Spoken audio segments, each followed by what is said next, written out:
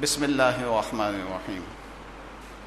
حضرات و خواتین، آپ کے علم میں ہے کہ ہر ماہ کے دوسرے اتوار کو یہاں القرآن کورسز سینٹر بہادر آباد میں القرآن کورسز نیٹ ورک پاکستان کے زیر اہتمام درس قرآن و حدیث کا انعقاد کیا جاتا ہے۔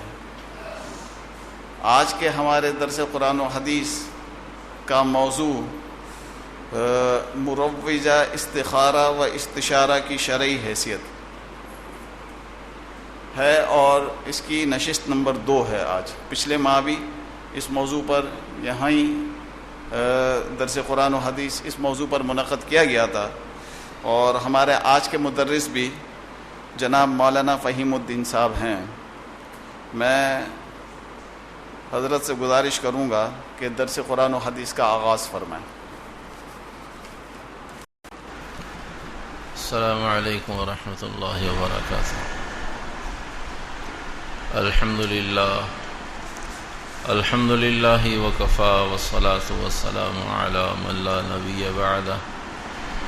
الحمد للہ نحمده ونستعینه ونستغفره ونؤمن به ونتوکل علیہ ونعوذ باللہ من شرور انفسنا ومن سیئات اعمالنا، من يهده الله فلا مضل له ومن يضلله فلا هادي له، ونشهد أن لا إله إلا الله وحده لا شريك له، ونشهد أن سيدنا وسندنا ومولانا محمدا عبده ورسوله، اللهم صل على محمد النبي الأمي وعلى آله وصحبه أجمعين۔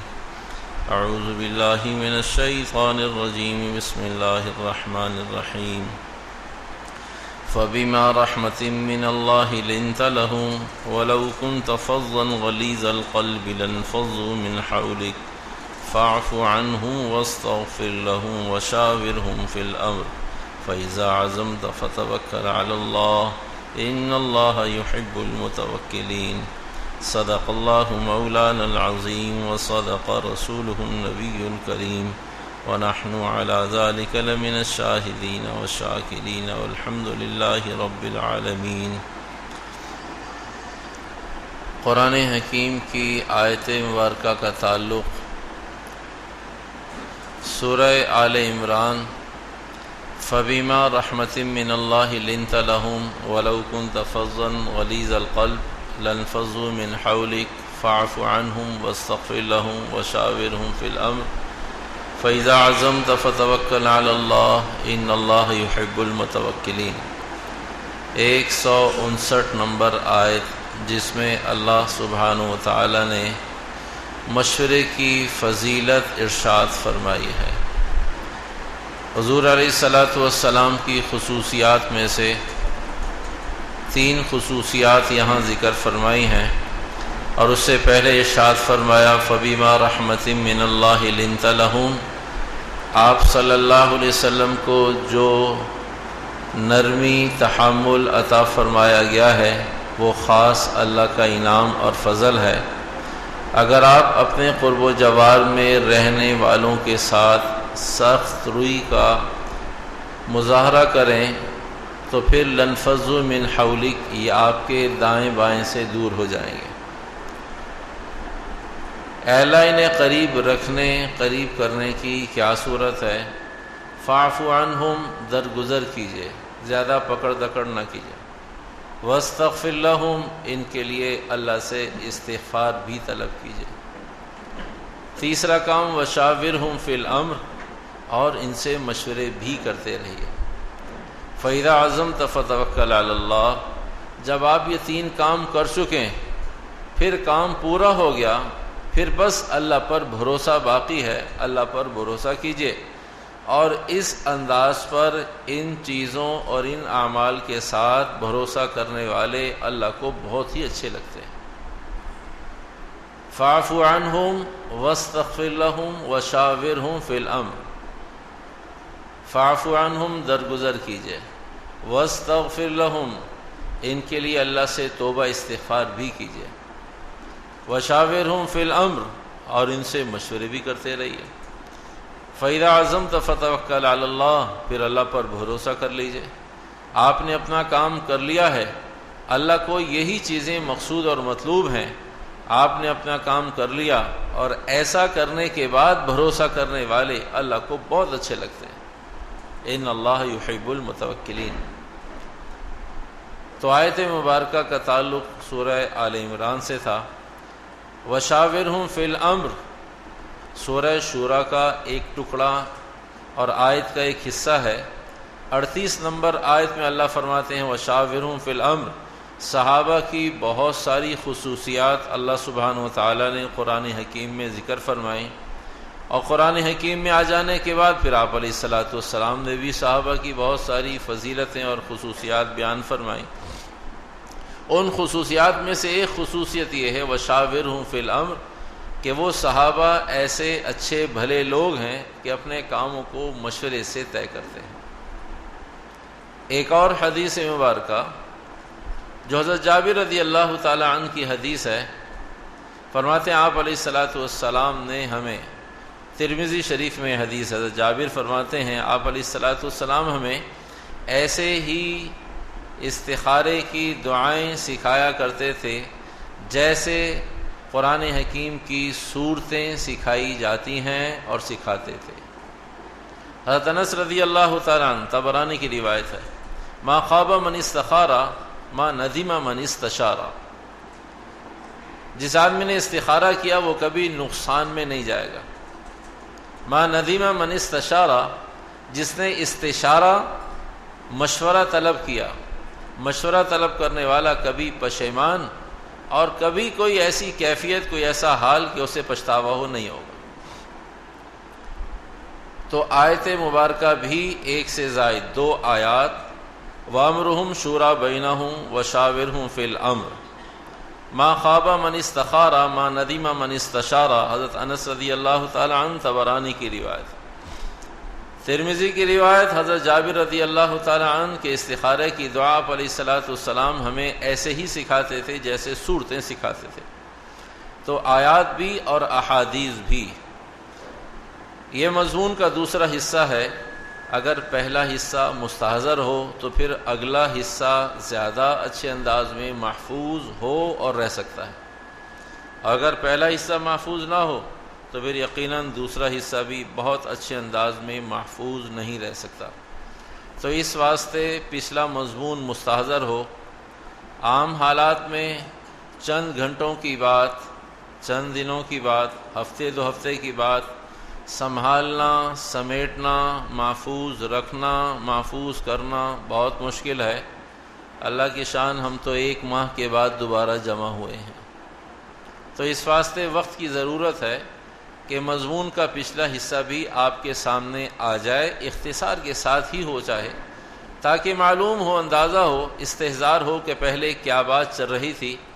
ضروری نہیں ہے کہ سارے لوگ نئے ہوں، ضروری نہیں ہے کہ سارے لوگ پرانے ہی ہوں، تاہم نئے ہوں یا پرانے، قدر اشتراک، نسیان، بھول چوک تو سبھی کے ساتھ لگی ہوئی ہے، اور اس قدر مصروفیات، مشغولیات کے دور میں یاد رکھنے والی چیزیں بھی، یاد رہنے والی چیزیں بھی یاد نہیں رہتی۔ چہ جائے کہ ایسی چیز جس کے بارے میں ہم اور آپ پابند بھی نہیں تھے کہ ضرور یاد رکھا جائے، اگلی دفعہ سنانا ہوگا، ایسا بھی نہیں ہے۔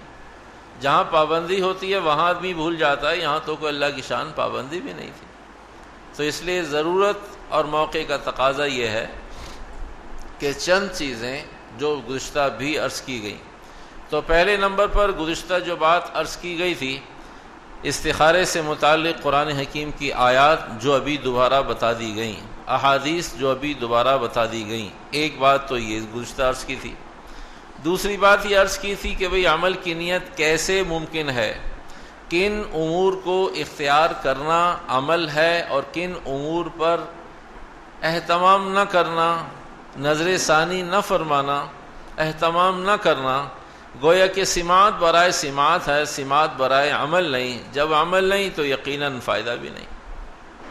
تو دوسری چیز گزشتہ یہ بات عرض کی گئی تھی کہ عمل کیسے آئے، جبکہ میں اور آپ سب اگر یہ جملہ یا لفظ تکلیف نہ دے تو شاید خوش فہمی میں مبتلا ہیں کہ ہم تو عمل کی نیت سے بیٹھے ہیں، تو عمل کی نیت کے لیے عمل کا ایک ترازو ہے، اگر اس ترازو اور میزان پر ہمارا آپ کا وزن پورا ہوتا ہے، پورا اترتا ہے، تو انشاءاللہ الرحمن عمل میں بھی آ جائے گی۔ اور اگر اس معیار کو ہم نہیں چھوتے، وہاں نہیں پہنچ پاتے، اور ان چیزوں کو ہم حاصل کرنے میں کامیاب نہیں ہوتے، تو یقیناً پھر عمل کی نیت ہو سکتی ہے، عمل نہیں ہو سکتا۔ نیت اور چیز ہے، اور نیت کے بعد عمل کا وجود اور چیز ہے۔ بے شمار مسلمانوں کی بے شمار بڑی بڑی دین کے کاموں کی نیتیں ہیں، تو کیا سب وجود میں آ گئیں؟ نہیں آئیں، آ جائیں گی، امید ہے اللہ کی ذات سے آ جائیں گی، لیکن نیت کرنا اس بات کا متقاضی نہیں ہے کہ ضرور نیت عمل میں بھی آ جائے۔ وہ کون سی نیت ہے جس نیت کے بعد آدمی عمل پر آ جانے پر مجبور ہو جاتا ہے؟ تو وہ گزشتہ عرض کیا تھا، دوبارہ عرض کر دیتے ہیں۔ پہلی بات، ہم جسے کہتے ہیں کہ انشاءاللہ عمل کی اللہ توفیق دے دے، توفیق مل جائے، میری عمل کی نیت ہے، تو وہ کس مجموعے کا نام ہے جسے نیت کہتے ہیں؟ تو پہلی بات، آدمی دھیان سے غور سے سن رہا ہو، چار چیزیں ہیں۔ پہلی بات، غور سے دھیان سے سن رہا ہو۔ دوسرے نمبر پر، سننے کے بعد صرف سن نہ رہا ہو اور سمجھ بھی رہا ہو۔ سننے کے بعد اگر آدمی نے 10 چیزیں سنی ہیں تو ضروری نہیں 10 کی 10 سمجھی بھی، تو آدمی کسی کنارے اسے ذہن میں محفوظ کر لیتا ہے کہ یہ والی بات سمجھ میں نہیں آئی، موقع ملے گا ان سے یا کسی اور سے ضرور پوچھ لوں گا۔ تو ہر سنی ہوئی بات سمجھ میں بھی آ رہی ہو یہ ضروری بالکل نہیں ہے۔ تو پہلی بات، دھیان سے غور سے آدمی سن رہا ہو۔ دوسرے نمبر پر، سننے کے بعد اسے سمجھ بھی رہا ہو۔ سمجھنے کے بعد تیسرے نمبر پر، اسے محفوظ کرنے کی کوشش کر رہا ہو۔ ہر آدمی کو اللہ نے ذہنی صلاحیتیں، ضبط کی قوتیں مختلف عطا فرمائی ہیں۔ ایک بات ایک آدمی کے سامنے ایک مرتبہ، اور کبھی ایسا ہوتا ہے کہ بات پوری نہیں ہوتی اور سامنے والوں میں سے کسی ایک آدمی کو چیز مستحضر ہو جاتی، پوری بغیر بتائے، اور کبھی ایک دفعہ، کبھی 2 دفعہ، کبھی 3 دفعہ، اور کبھی کئی دفعہ پر وہ محفوظ ہو جایا کرتی ہے۔ تو ذہنی صلاحیتیں سب کی اللہ نے مختلف رکھی ہیں۔ تو تیسری بات، آدمی ضبط بھی کر رہا ہو، کوشش کر رہا ہو کہ بھئی یہ بات اتنی چیزیں بتائی ہیں، یہ بات یوں بتائی ہے۔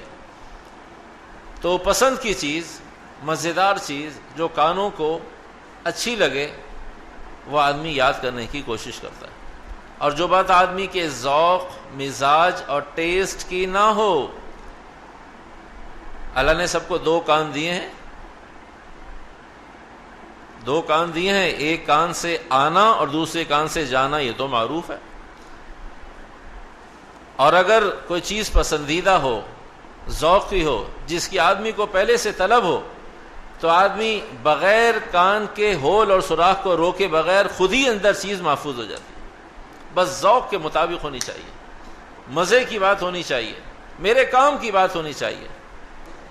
تو اس واسطے تیسری بات، عمل کے وجود میں آنے کے لیے تیسری بنیادی بات کہ آدمی اسے محفوظ کرنے کی کوشش کر رہا ہو، اپنی کسی کوشش جان لگا دے کہ یہ چیز نکلنی نہیں چاہیے۔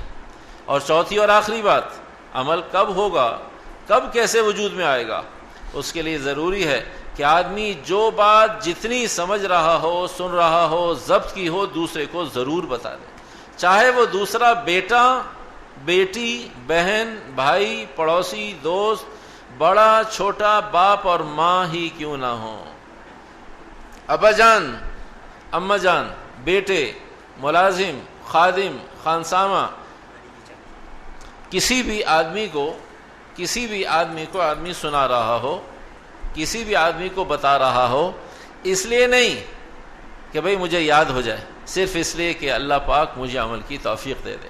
اور جب عمل کی توفیق مل گئی، اگر عمل کی ایک عجیب فارمولہ بتاؤں آپ، جس عمل کی توفیق آدمی کو مل گئی، بھولا وہ عمل بھی اللہ موقع پہ یاد کروا دیں گے، اور جس عمل کی توفیق نہ ملی، وہ آدمی کو سورہ فاتحہ کی طرح بھی یاد ہو تو عمل میں نہیں آئے گا۔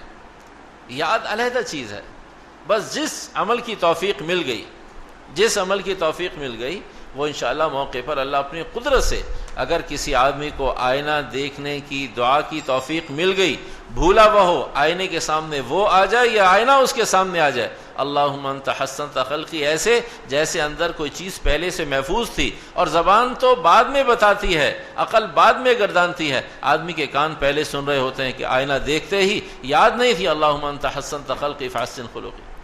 اگر عمل میں ہے دائیں پیر سے مسجد میں داخل ہونا، تو پھر آدمی کو یہ یاد کرنے کی ضرورت نہیں کہ اس وقت کی کون سی دعا ہے، یہ زبان خود جاری ہو جائے گی. قضا حاجت کے لیے جانے اور آنے کی دعائیں اگر پہلے سے معمول میں ہیں تو پھر دعاؤں کو یاد رکھنے کی ضرورت نہیں ہے کہ اب میں کہاں جا رہا ہوں، مجھے کون سی دعا پڑھنی پڑے گی. وہ زبان از خود ہمارا آپ کا ساتھ دیتی ہے. کب؟ جب کوئی چیز عمل میں آ جائے. تو یہ اصول اور ضابطہ ہے، جو چیز میرے آپ کے عمل میں آ جائے گی، جو چیز میرے آپ کے عمل میں ہے، انشاءاللہ الرحمن اسے پھر یاد رکھنے کی ضرورت نہیں ہوگی. پھر انشاءاللہ موقع پر اللہ اپنی قدرت سے، عمل کی برکت سے یاد دلا دیں گے. تو گزشتہ مضمون کے حوالے سے دوسری چیز یہ بات عرض کی گئی تھی کہ میں نے اور آپ نے عمل کی نیت کی تو ہے، لیکن وہ عمل کی نیت ہے کیا؟ وہ عمل کی نیت یہ ہے، غور سے سن رہا ہو، سمجھ رہا ہو، یاد کرنے کی کوشش کر رہا ہو اور اپنی بساط طاقت کے مطابق پہنچا رہا ہو، چاروں کام کر رہا ہوگا تو گویا کہ 100% عمل دامن میں، 3 کام کر رہا ہے اور ایک چھوڑ دیا ہے 75% عمل، 2 کام کر رہا ہے 50%، 1 کام کر رہا ہے اللہ کی شان 1 کام بھی نہیں کر رہا، تو شاید تھوڑا سا اجر بیٹھنے کا مل جائے، باقی چاروں کاموں میں سے کسی چیز کا اجر نہیں ملے، اس لیے کہ دھیان سے سن بھی نہیں رہا اور سننے کے بعد یاد کرنے کی کوشش بھی نہیں کر رہا، سمجھ بھی نہیں رہا اور پہنچانے کی بھی نیت بھی نہیں ہے، اور اس کے دھیان اور خواب و خیال میں بھی نہیں ہے کہ یہ بات میں نے کسے جا کر بتانی ہے. کہا میرا کون سا کوئی دوست ہے، میرے کون سے کوئی رابطے کے لوگ ہیں. اللہ نہ کرے خدا نہ خواستہ کوئی حادثاتی خبر ہوتی ہے تو ہم ڈھونڈتے پھرتے ہیں کہ وہ قریبی آدمی کہاں ہے، وہی ملے گا، اسی کو بتاؤں گا ورنہ اور کسی. جب اندر ایک حرقہ پریشانی ہوتی ہے تو آدمی ساتھ بیٹھے ہوئے ارے آپ کو پتہ ہی یہ ہو گیا. جب اندر غم فکر پریشانی ہوتی ہے پھر آدمی نہیں دیکھتا کہ میرے جان پہچان کا ہے، بیٹا ہے، بہن ہے، کوئی نہیں ہے، کون تعلق ہو یا نہ ہو، اندر کی پریشانی اسے بے چین کر رہی ہوتی ہے کہ بتا دوں صحیح یہ خبر، آپ کو معلوم ہے خبر؟ نہیں مجھے تو معلوم ہی، کیسا ہو گیا. تو بالکل اسی طرح جب میں اور آپ اندر سے پریشان بے چین ہو جائیں گے تو پھر ہمیں بچوں کو، ڈرائیور کو، خانسامے کو، پڑوسی کو، بہن کو، بیوی کو، بیٹی کو ڈھونڈنے کی ضرورت نہیں ہوگی. جو سامنے آئے کہا بھئی آج یہ بات سننے کو ملی ہے، سنو تاکہ مجھے بھی اور تمہیں بھی عمل کی توفیق مل جائے. تو یہ وہ معمولات زندگی ہیں جو میرے آپ کے دامن سے نکل گئے. اب یہ صرف کاغذی بیانات رہ گئے، یہ کتابی بیانات رہ گئے کہ عمل اس کا نام ہے. اوہو اچھا ہمیں تو معلوم نہیں تھا. تو بھائی اگر نہیں معلوم تھا اور مجھے آج پتہ چل گیا ہے تو میں آج اس کی نیت کر لوں کہ اللہ پاک آج کے بعد ہر سنے ہوئے کو، ہر کہے ہوئے کو عمل میں لانے کی توفیق دے دے. تو بھائی انشاءاللہ آپ نے تو پہلے سے نیت کر لی، میں بھی نیت کر لیتا ہوں. تو جو باتیں گزشتہ عرض کی گئی تھیں اس کی ان باتوں میں سے دوسری بات عمل کی نیت. اسی بنیاد پر ایک بات اور عرض کی گئی تھی کہ جب عمل کی نیت کی ہے تو پھر ہم اسے بیان کی نیت نہیں کرتے، ہم اس کے مذاکرے کی نیت کر لیں، اس لیے کہ مذاکرہ جانبین سے ہوا کرتا ہے. آپ بھی کہیں گے میں بھی کہوں گا، آپ بھی سنیں گے میں بھی سنوں گا، آپ بھی پوچھیں گے میں بھی پوچھوں گا. جو آپ کو پتا ہوگا آپ بتائیں گے، جو مجھے معلوم ہوگا میں بتاؤں گا، نہیں معلوم ہوگا تو معذرت کر لیں گے. تو مذاکرہ جانبین سے ہوا کرتا ہے. عمل کے مذاکرہ زیادہ قریب ہے بنسبت بیان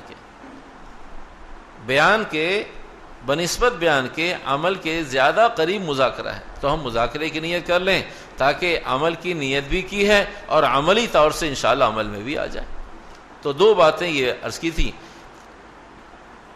تیسری بات استشارے سے متعلق واقعات کا وقت نہیں، ورنہ آج کا مضمون بھی قابو میں نہیں آئے گا، اس لیے صرف ہم بہت اختصار کے ساتھ ایک واقعہ ابو حنیفہ رحمہ اللہ علیہ کا بتایا تھا، سفر کا، نماز میں کھانا پہلے یا نماز پہلے.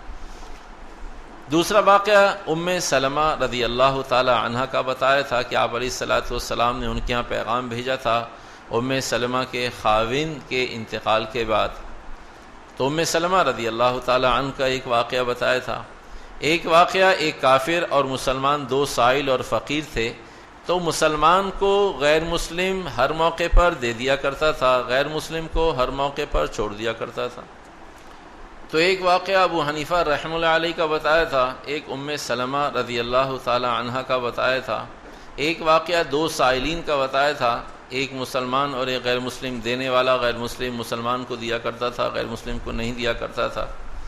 ایک ماں کے سبزی کاٹنے کے موقع پر بچہ ہمیشہ چھری پکڑتا ہے، کوشش کرتا ہے جیسے ماں جس انداز کو اختیار کرتی ہے ویسے ہی وہ بھی چھری کا استعمال کرے۔ ایک واقعہ چھری سے متعلق عرض کیا تھا۔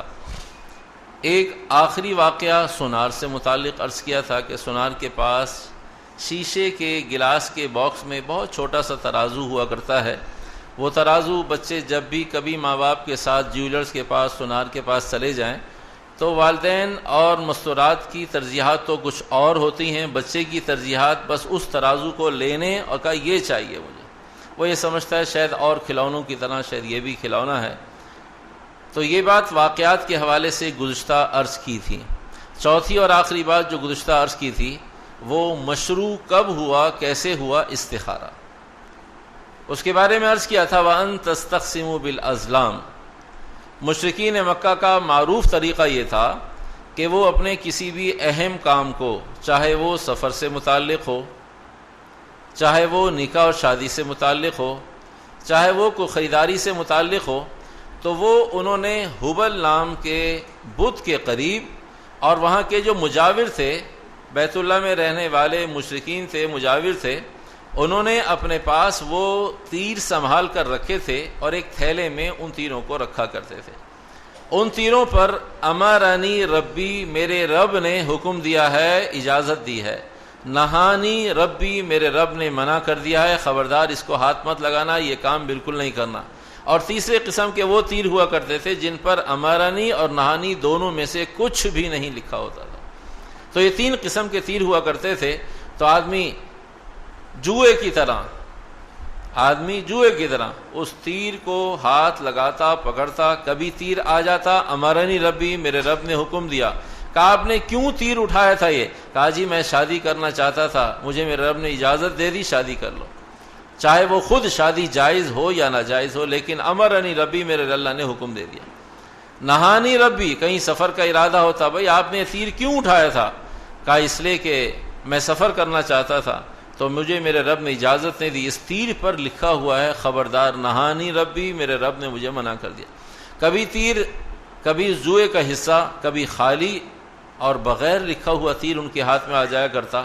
تو اس موقع پر کہا جی اب آپ ایک دفعہ اور جوا کھیلیں، ایک دفعہ اور دوبارہ، اس لیے کہ امرانی اور نہانی دونوں میں سے کوئی تیر آپ کے ہاتھ میں نہیں آیا۔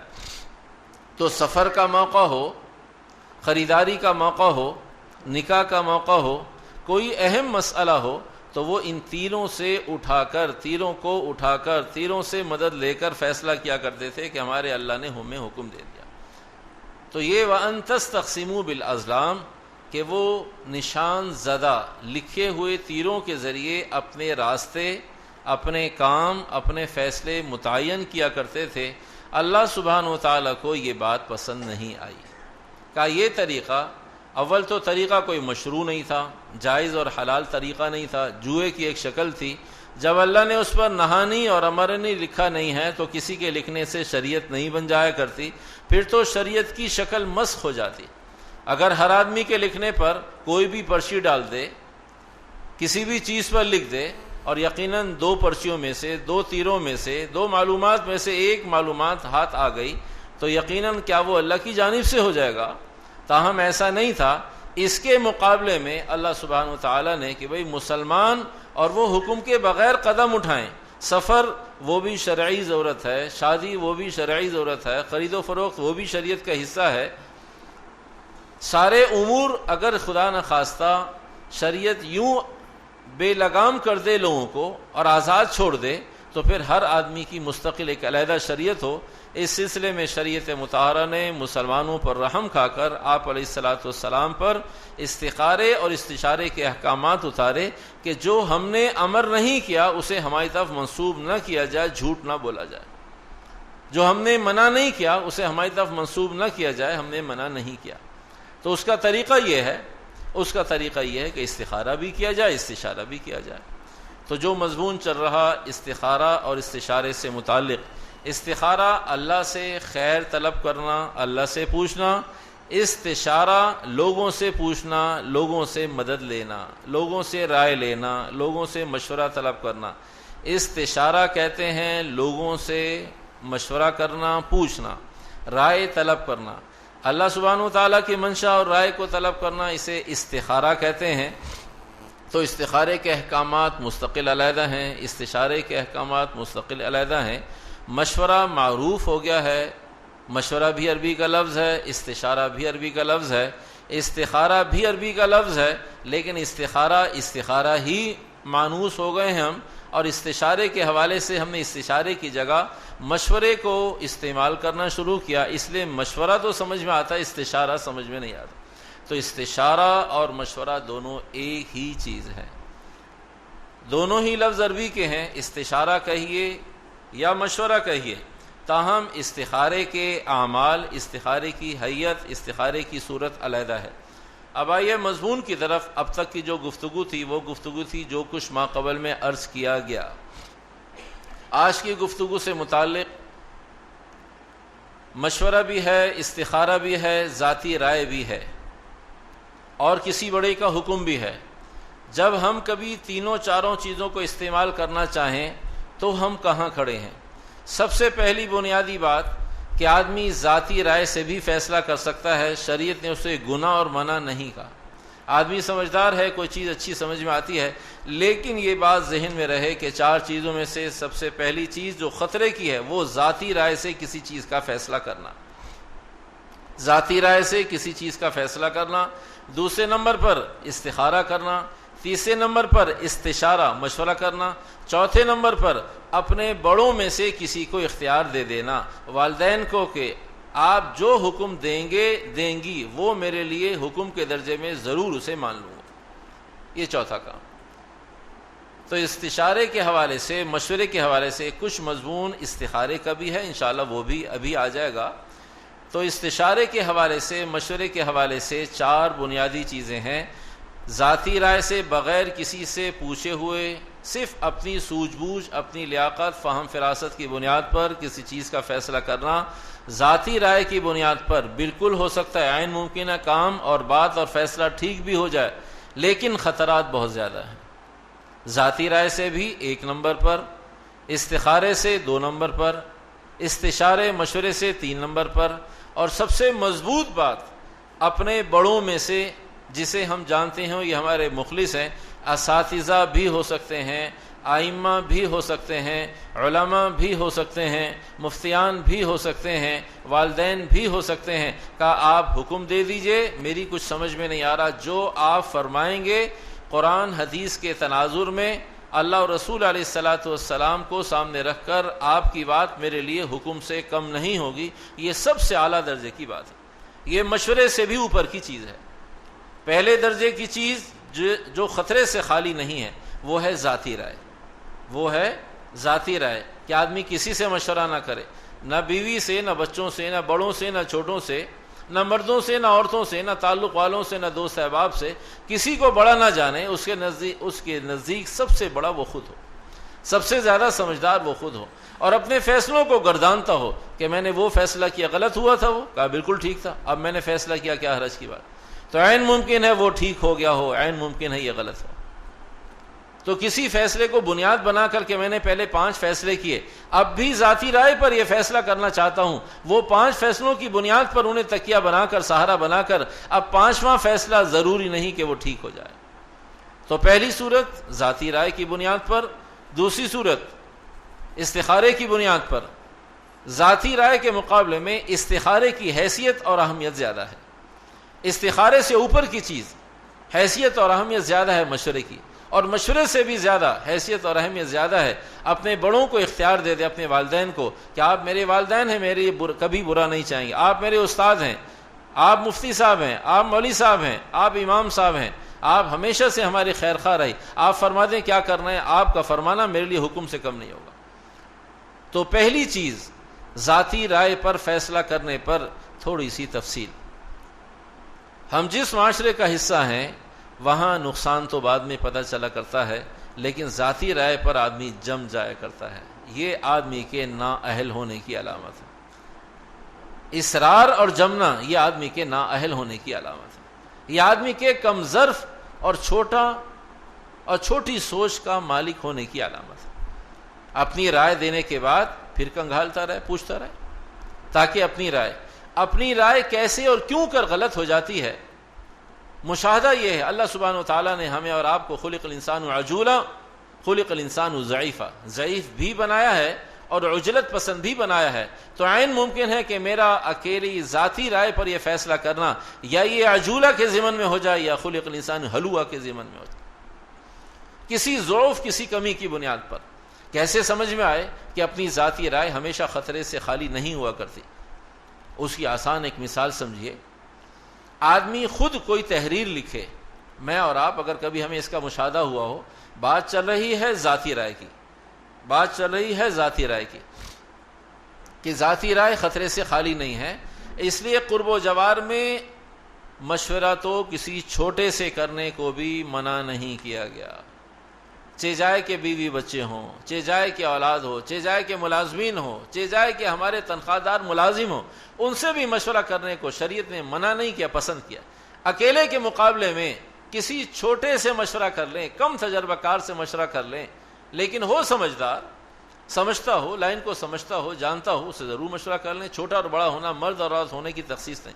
آپ علیہ الصلوۃ والسلام کی زندگی میں مستورات سے مشورہ بھی، خانگی زندگی میں بھی، میدان جہاد کی زندگی میں بھی مستورات سے مشورہ ثابت ہے، چھوٹوں سے بھی مشورہ ثابت ہے، بڑوں سے بھی مشورہ ثابت ہے، صحابہ سے بھی مشورہ ثابت ہے، اور ایسے لوگوں سے بھی مشورہ ثابت ہے۔ آپ علیہ الصلوۃ والسلام نے صرف اس لیے کہ مشورے کی سنت یہ رواج پا جائے، مشورے کا عمل لوگوں کے اندر پیوست ہو جائے، اس لیے مشورہ کیا، ورنہ آپ علیہ الصلوۃ والسلام کو صاحب وحی کو کبھی بھی مشورے کی ضرورت نہیں ہوا کرتی۔ خیر، پہلی ذاتی رائے، کہ ذاتی رائے کیوں خطرے سے خالی نہیں ہے۔ کوئی آدمی اپنی تحریر لکھے، اسے ایک دفعہ پڑھے اور آسان کر دیتے ہیں۔ کوئی آرٹیکل آپ نے اور میں نے لکھنا ہے، کوئی مضمون لکھنا ہے جو کسی کتاب میں چھپنا ہے یا نیوز پیپر میں، اخبار میں، کسی جرائد میں، رسائل میں چھپنا ہے، تو آدمی لکھنے کے بعد ایک دفعہ، دو دفعہ، تین دفعہ اس سے پڑھ لیا اور اطمینان ہو گیا کہ اب اس میں انشاءاللہ الرحمن کوئی غلطی نہیں ہے۔ جب میں اور آپ اطمینان کر لیں کہ اب کوئی غلطی نہیں ہے، اب جب کسی تیسرے کو دے دیں تو اس میں وہ 35 غلطیاں نکال دیتا ہے۔ جو ہاتھ لکھ رہا ہوتا ہے وہ اپنی غلطیاں نہیں پکڑ سکتا۔ اپنا ہاتھ اور اپنی آنکھ جب مل جایا کرتے ہیں، آنکھ کوئی اور ہو، ہاتھ کوئی اور ہو، غلطیاں آ جائیں گی سامنے۔ آنکھ کوئی اور ہو، لکھنے والا کوئی اور ہو، لکھنے والا کوئی اور ہو اور دیکھنے والا کوئی اور ہو۔ اس لیے ہمیشہ کتابیں جب کبھی چھپتی ہیں، چاہے کوئی آسمان جیسا علم رکھنے والا، چاہے کوئی آدمی باصلاحیت انتہا درجے کا ہو، تب بھی وہ اپنی کتاب کسی اور کو پروف ریڈنگ کے لیے ضرور دیتا ہے کہ میری تحریر کے بعد آپ بھی ایک نگاہ دوڑائیں۔ اللہ کی شان، اس نگاہ دوڑانے میں بھی بڑی کتابوں میں سینکڑوں ہزاروں غلطی نکل آتی۔ تو اپنی تحریر پر کبھی بھی آدمی کو اطمینان نہیں کرنا چاہیے۔ ایک واقعہ آپ کو بتاتے ہیں، پھر شاید بات اچھی طرح سمجھ میں آ جائے۔ باپ نے بچے سے پوچھا، بیٹا یہ پیپر آپ نے دوسری مرتبہ دیا ہے اور 8,000 روپے اس کی فیس دی گئی تھی، تو اب کیا خیال ہے؟ کہا اباجان پہلی دفعہ مجھ سے غلطی ہوئی تھی، آپ بالکل فکر نہ کریں، انشاءاللہ A+ کہیں نہیں گیا، آپ بالکل فکر نہ کریں۔ اللہ کی شان، جب رزلٹ آیا تو وہ پہلے والا ہی تھا جو پہلے رہ گیا تھا بچہ، اس دفعہ پھر اللہ کی شان رہ گیا۔ اب باپ اور بچے میں بحث مباحثہ شروع، بیٹے آپ مجھ سے غلط بیانی کر رہے ہیں۔ کہا پاپا میں آپ سے غلط بیانی نہیں کر رہا، میں نے بہت اچھا پیپر دیا تھا، بہت اچھا پیپر دیا تھا۔ کہا سوچ لیجئے میرے پاس ریسورسز اور میرے پاس اتنی پاور اور طاقت ہے کہ اس پیپر کو نکلوانا آسان نہیں ہے، بہت سارے لوگوں سے دشمنی مول لینا ہے اور بہت ساری رقم خرچ کرنی پڑے گی، پھر یہ پیپر نکل آئے گا۔ ابا جان آپ بالکل فکر نہ کریں، میں ابھی بھی اور بعد میں بھی اس پر مصر ہوں، آپ پیپر نکلوا لیجئے تاکہ آپ کو اندازہ ہو جائے میں نے کیا کیا ہے، آپ کی یہ بدگمانی ختم ہو جائے۔ اللہ کی شان، کچھ عرصے کے بعد اس پیپر کو نکلوا لیا گیا، تگدو کے بعد، مشقت کے بعد، تکلیفوں کے بعد، کافی وقت لگنے کے بعد وہ پیپر آ گیا سامنے۔ اللہ کی شان، اس بچے نے کالی سیاہی سے اپنا پیپر لکھا ہوا تھا اور اس پر جا بجا سرخ سیاہی سے یہ غلطی یہ غلطی یہ غلطی یہ غلطی یہ غلطی. تو بیٹے نے کہا بابا یہ میرا پیپر ہے؟ کہا بیٹا یہ آپ ہی کا پیپر ہے. کہا مجھے دکھائیں. تو باپ نے بہت سکون سے پیپر پڑھا، چیک کرنے والا بھی وہاں موجود ہے. تو باپ نے بیٹے کو بتایا بیٹا یہ آپ کی ساری مسٹیکس اور غلطیاں ہیں. اب بچے نے بھی عزت پر آ گئی تھی، بچے نے بھی اس پیپر کو دیکھنا شروع کیا. ایک کہا پاپا یہ تو ٹھیک ہے، یہ واقعی غلطی ہے. دوسری تیسری، اللہ کی شان آخر تک ساری غلطیوں کو ایکسیپٹ کر لیا. کہا یہ کیا ہوا؟ کہا پاپا میرا قلم تھا، میری نگاہ کے علاوہ کوئی اور نگاہ میری غلطیاں پکڑ سکتی تھی، میری نگاہ نے غلطیاں نہیں پکڑی. تو کبھی بھی آدمی اپنے لکھے ہوئی اپنی تحریر اپنے میٹرز کی غلطیاں نہیں پکڑ پاتا. تو یہ مشورہ بغیر مشورے کے اپنی رائے پر چلنا بھی بالکل ایسا ہے.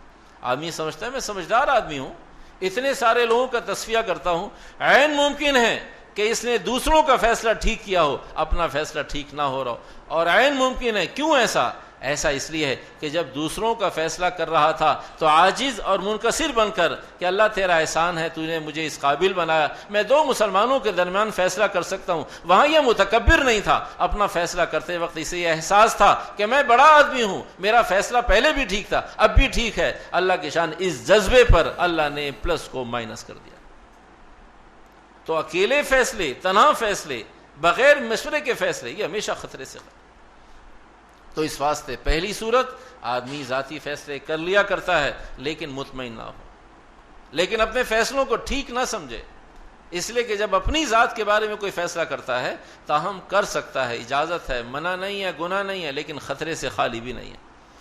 اور اس سے اوپر کی چیز ہے کہ آدمی استخارہ کر لے. استخارہ نفلی عبادت ہے، ذاتی عمل ہے، اس لیے اس کا درجہ چھوٹا ہے. مشورہ اجتماعی عبادت ہے، قرآن حکیم کا حکم ہے، اس لیے استخارے سے اوپر کے درجے کی چیز ہے مشورہ. تو اس لیے استخارے کی بھی اجازت ہے، استخارہ بھی کر سکتا ہے اور مشورہ بھی کر سکتا ہے.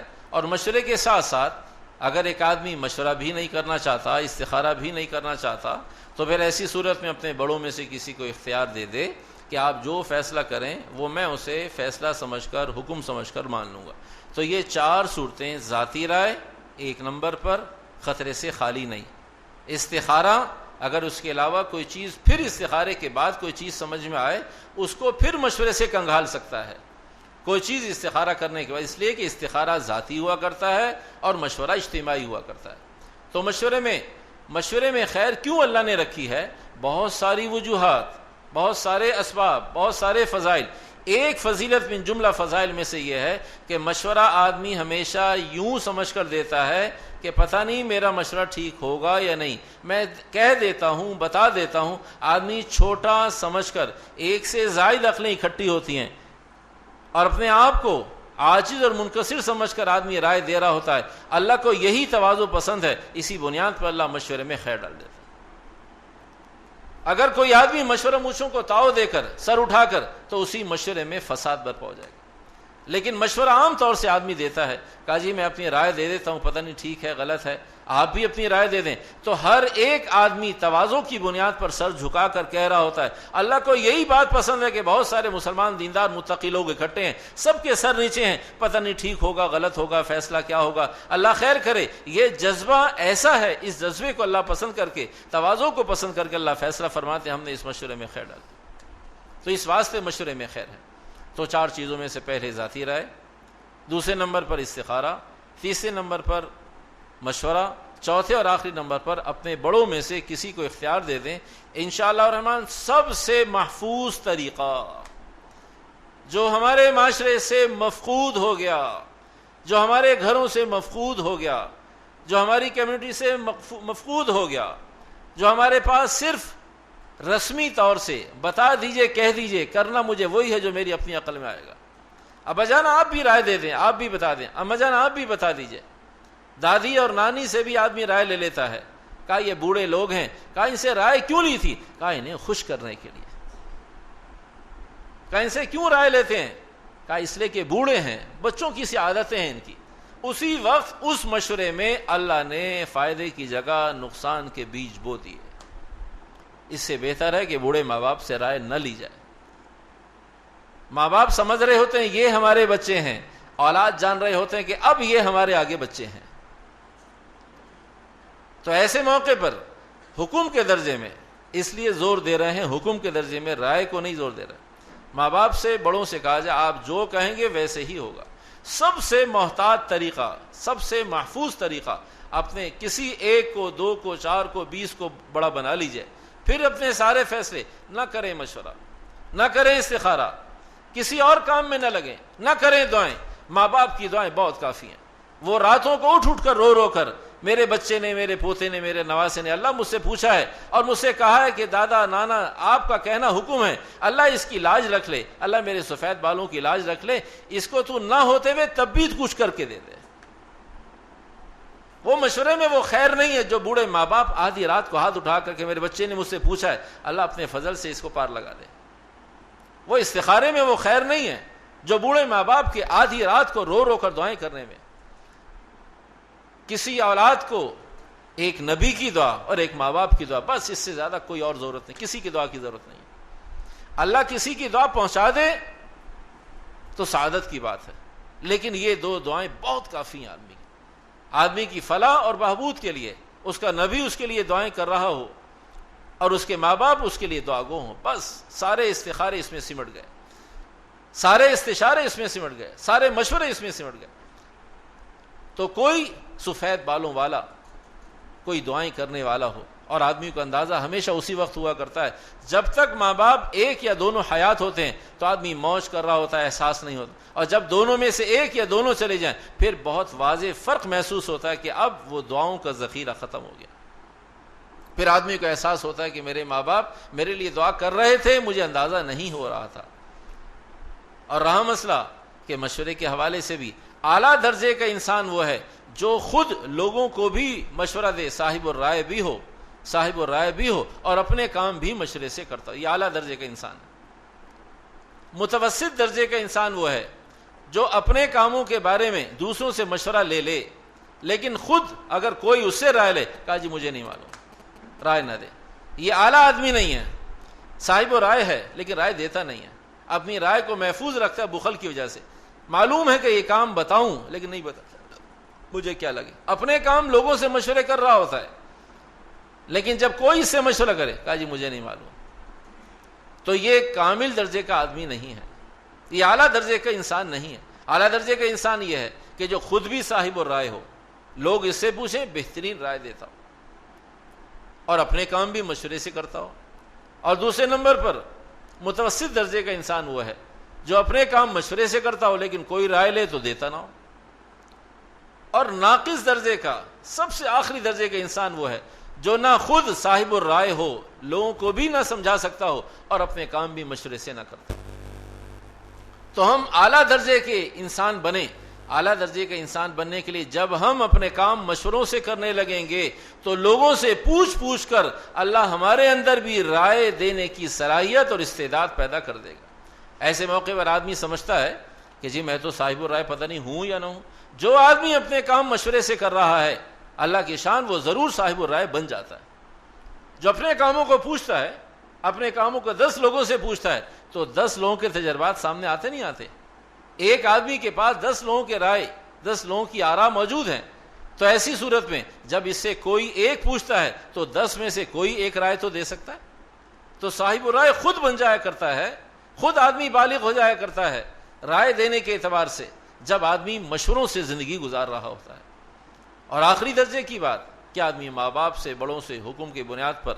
اب رہا مسئلہ مروجہ کا لفظ اس مضمون میں چل رہا ہے جو ہمیں مروجہ سے سمجھ میں آیا کہ آیا استخارے کو یا مشورے کو ہم نے جہاں رکھنا تھا وہاں رکھا ہے یا نہیں، وہاں ہمارا آپ کا مشورہ اور استخارہ ہے یا نہیں. مشورے کے بارے میں آدمی شاید سامنے والوں کو مطمئن کرنے کے بارے میں گاڑی میں سوار ہے، چل رہا ہے، کون ہے، مشورہ لینا چاہیے نہیں لینا چاہیے. مشورہ جس سے لیا جائے وہ خود دیندار ہو، وہ مشورے کی اہمیت کو سمجھتا ہو, لائن سے مناسبت رکھتا ہو, پھر لیا جائے مشورہ. جس سے بھی مشورہ لیں ضرور لیں مشورہ, چھوٹے سے لیں بڑے سے لیں, اس میں دو یہ صفات ہونی چاہیے, دو اوصاف, دو خوبیاں ہونی چاہیے. وہ خود دیندار ہو, سمجھتا ہو کہ آدمی اس سے مشورہ لے رہا ہے, بخل کر کے کہا مجھے نہیں معلوم, میں نہیں بتاتا, تو دیندار ہو. اس لیے شاید یہ بات ہمیں یوں سمجھ میں آ جائے کہ دیندار بھی ہو اور لائن کو بھی سمجھتا ہو. جو آدمی لائن نہیں سمجھتا, آپ مشورہ کیوں لے رہے ہیں اس سے؟ کیوں اپنے آپ کو مطمئن کر رہے ہیں کہ جی میں نے تو کام مشورے سے کیا؟ یہ مشورے کو اپنے آپ کو دھوکہ دے رہا ہے آدمی. ایک آدمی لائن نہیں جانتا, میڈیکل کی لائن ایک آدمی جانتا نہیں ہے, آپ اس سے دواؤں کے بارے میں مشورہ, کہا کوئی رائے دے دیجئے. کہا بھئی یہ کیا ہو گیا آپ کو کوئی رائے؟ کہا اس لیے مجھے تو مشورہ کرنا ہے بس. میرے پیارے بھائیو, یہ مشورے کی برکت نہیں ہے. ایک آدمی کی لائن نہیں ہے, سمجھتا نہیں ہے ایک آدمی. یہ مسئلہ آپ کو ضرور معلوم ہونا چاہیے کہ اگر کوئی ڈاکٹر یہ کہے کہ رمضان آ گیا ہے, آپ کی حالت کیفیت ایسی نہیں ہے کہ آپ روزہ رکھ سکیں, آپ رمضان کے بعد قضا کر لیجئے, تو شریعت اجازت دیتی ہے ڈاکٹر خود روزے دار ہو تو بات مان لیں. جو ڈاکٹر خود دین سے نا آشنائی کی زندگی گزار رہا ہے, جسے خود روزہ نہیں معلوم, جو خود صوم و صلات کا پابند نہیں, اس کا پروفیشنل ہونے کے باوجود شریعت پابند کرتی ہے کہ ایک اور ڈاکٹر سے رائے اوپینین لے لیا جائے تاکہ پتہ چلے کہ دیندار ڈاکٹر کیا کہتا ہے, روزہ رکھیں یا چھوڑیں. تو جب جان کے بارے میں پروفیشنل ہونا ضروری ہے, دین سے آشنائی ضروری ہے, پھر ہم دنیا کے کاموں میں اپنے آپ کو کیوں تسلی دے رہے ہیں؟ یہ ہے مروجہ استخارہ جو رواج پا گیا ہے. مشورے بہت برکت ہے, بہت برکت ہے, مشورہ کرنا چاہیے. کہا کس سے کر رہے ہیں؟ کہا کوئی بھی آنکھیں بند کر کے کسی سے بھی کر لیجئے. کہا بس یہ پتہ چل جائے کہ آپ نے مشورے سے طے کیا. مشورے کے لیے دو اوصاف ہونا ضروری ہے. وہ خود مشورے کی اہمیت افادیت کو جانتا ہو کہ یہ آدمی مجھ سے حکم خداوندی کی تکمیل کے لیے مشورہ کر رہا ہے, وشاورہم فی الامر پر عمل کرنے کے لیے مشورہ کر رہا ہے, وامرہم شورا پر عمل کرنے کے لیے مشورہ کر رہا ہے. کہا کوئی ہو پیٹھ پیچھے, جو بھی پیچھے بیٹھا ہے پوچھ لے کیا کرنا چاہیے. کہا کون ہے؟ کہا مجھے نہیں پتا کون ہے. کہا مجھے صرف رائے چاہیے. کہا آپ کا دماغ ٹھیک نہیں ہے. کہا اسے مشورہ نہیں کہتے. مشورے کے لیے آدمی پروفیشنل ہونا بھی ضروری ہے اور دینی سوجھ بوجھ ہونا بھی ضروری ہے. اگر ایک آدمی کو دینی سوجھ بوجھ نہیں, مشورہ نہ کیجیے. ایک آدمی جس لائن کا آپ مشورہ کر رہے ہیں اس لائن کی اگر سوجھ بوجھ نہیں, پھر مشورہ نہ کیجیے. تو مشورہ اس لیے کیا جائے کہ حکم خداوندی ہے. تو یہ مروجہ اس لیے رواج پا گیا ہے کہ آدمی یہ نہیں دیکھتا کہ آیا یہ مشورہ دینے کا اہل ہے بھی یا نہیں, لینا بھی چاہیے یا نہیں. تاہم مشورے کے حوالے سے یہ دو اوصاف ضروری ہیں. اب آئیے استخارے کی طرف. استخارے میں مروجہ جو چیزیں, استخارے کی دعا بھی ہمارے سامنے موجود ہے, کتابوں میں موجود ہے, نماز کی کتابوں میں بھی, استخارے کی دعا کی کتابوں میں بھی موجود ہے. طریقہ کار کیا ہے؟ خود کرنا چاہیے, کسی اور سے استخارہ کروانا چاہیے, کروانا جائز ہے, نہیں کروانا جائز. تاہم بس یہ چند چیزیں انشاءاللہ اسے سمیٹتے ہیں بات کو. استخارے کی دعا خود بہت سارے سوالات کا جواب ہے. وہ سوالات کیا ہیں کہ استخارہ کب کرنا چاہیے؟ جب مرضی کر لیں. استخارے کے لیے سونا چاہیے؟ کہا نہیں, سونے کی بھی ضرورت نہیں ہے. استخارے کی دعا پڑھیں, اللہ سے دعا کریں. اگر کوئی آدمی استخارے کی دعا نہیں پڑھتا, صرف اللہ سے دعا مانگتا ہے خیر کی, یہ خیر کی دعا خود استخارے کی دعا ہے. سبحانک لا علم لنا الا ما علمتنا انک انت العلیم الحکیم. اے اللہ مجھے نہیں معلوم, اللہ میں نہیں جانتا حق کیا ہے باطل کیا ہے, اللہ میں تیرا بندہ ہوں, مجھے خیر چاہیے, مجھے عافیت چاہیے, مجھے عزت چاہیے, مجھے نقصان سے بچاؤ چاہیے. آدمی صرف دعاؤں میں لگا رہے, یہ دعائیں خود استخارہ ہیں. استخارے کے معنی اردو میں خیر طلب کرنا. اس میں اگر خیر طلب کرنے کی وہ معروف دعا بھی پڑھ لی جائے تو سونے پہ سہاگا ہے. لیکن اگر وہ دعا کسی کو یاد نہ ہو, یاد ہو پھر بھی نہ پڑھنا چاہے, صرف اللہ سے دعا کرے کہ اللہ مجھے میرے کام میں کسی نقصان سے بچا لے, میری صحیح رہنمائی فرما دے, بس یہ استخارہ ہے. اس کے لیے سونے کی ضرورت نہیں ہے. جیسے ایک غلط روش چل گئی ہے, کہا تہجد بغیر سوئے ہو جاتی ہے, کہا جی ہو جاتی ہے. کہا پھر کیسی تہجد ہے یہ؟ میرے بھائیو, تہجد کے لیے جیسے سونا نہیں, اسی طرح استخارے کے لیے سونا ضروری، سو جائیں تو بھی کوئی حرج نہیں، استخارہ کر کے سونا حرام اور ناجائز نہیں ہے، کیونکہ سکون کا وقت ہوتا ہے، سارا دن آدمی پریشانیوں سے فارغ ہو کر تنہائی میں اللہ سے دعا کر کے پھر سونا چاہتا ہے، سو جائے، اور اللہ کچھ سجھا دے، سمجھا دے، دکھا دے، بتا دے، کچھ نہ دکھائے، کچھ نہ بتائے، کچھ نہ سجھائے، استخارہ ہو گیا۔ ہم کوئی وہی نبی تھوڑی ہے کہ وہی آئے گی ہم پر، ہمیں جی فلاں رنگ نظر آئے گا تو استخارہ ہوگا، ورنہ استخارہ نہیں ہوگا۔ کچھ نظر نہ آئے، کچھ سمجھ میں نہ آئے، اگر اطمینان ہو گیا، اللہ سے کہا تھا اللہ اطمینان دے دے، اللہ نے اطمینان دے دیا، استخارہ ہو گیا۔ سونا بھی ضروری نہیں ہے، اگر جیسے ہم نے تہجد کو سونے کے ساتھ جوڑ دیا ہے، بالکل اسی طرح یہ غلط روش اور غلط انداز کہ استخارہ بغیر سوئے کیسے ہو سکتا ہے۔